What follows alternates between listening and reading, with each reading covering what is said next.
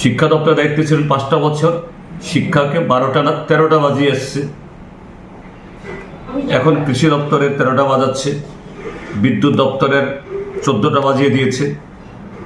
বৈশিয়ান communist নেতা তথা সিপিআইএমের রাজ্য সম্পাদক, বেশ কয়েকবারের মন্ত্রী, দুবারের ভারতবর্ষের পার্লামেন্টের সদস্য তথা রাজ্যের বিরোধী দলনেতা সিপিআইএমের রাজ্য সম্পাদক জিতেন্দ্র চৌধুরীকে নিয়ে রাজ্যের বৈশিয়ান মন্ত্রী রতন লাল নাথ কটূক্তি করেছিলেন। তার যোগ্য জবাব দিয়েছেন জিতেন্দ্র চৌধুরী।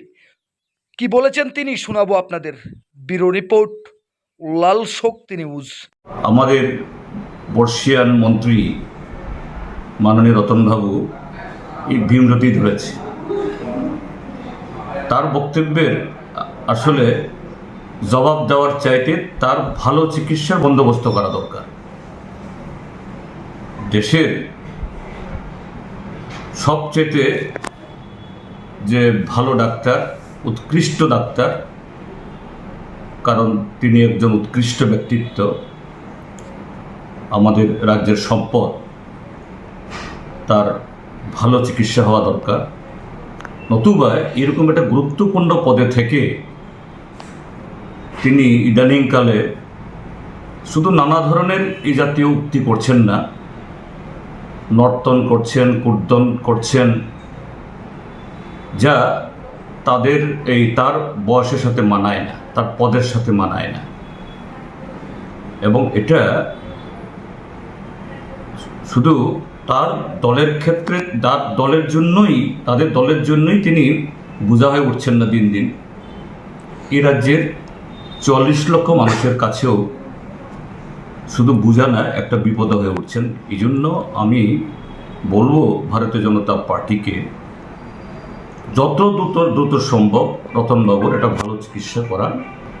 আমি তার দীর্ঘজীবী কামনা করি এবং তিনি খুব দ্রুত সুস্থ হয়ে উঠুন। আমি একদম আন্তরিকভাবে মনে প্রাণে চাই।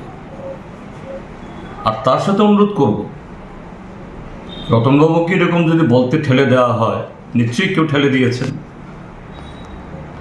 আমার জনসভার বক্তব্যের জবাব দেওয়ার জন্য, অথবা রতনবাবু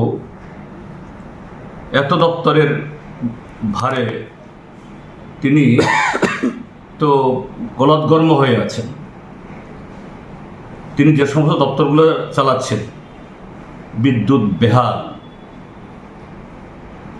মৃগী ব্যারামের চেয়ে ত্রিপুরা রাজ্যের বিদ্যুতের অবস্থা তার চেয়েও খারাপ। যা ঠিক আছে, একবার দুবার এরকম বৃষ্টি তুফানের সময় সর্বকালই বিদ্যুৎ একটু ট্রিপিং হতে পারে, যেতে পারে। কিন্তু এখন তো যে সামান্য বৃষ্টি হলে, না হলেও,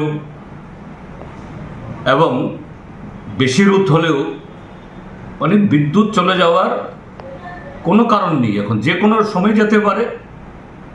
আমি এই কদিন আগে গেছি আমার সাব ডিভিশনে, আমার কেন্দ্রে একটা জায়গাতে মিটিং করছিলাম, প্রায় ঘন্টা 2-এর মিটিং ছিল। এই 2 ঘন্টার সময়ের মধ্যেই 40 বারে বেশি বিদ্যুৎ গেছে আর এসছে।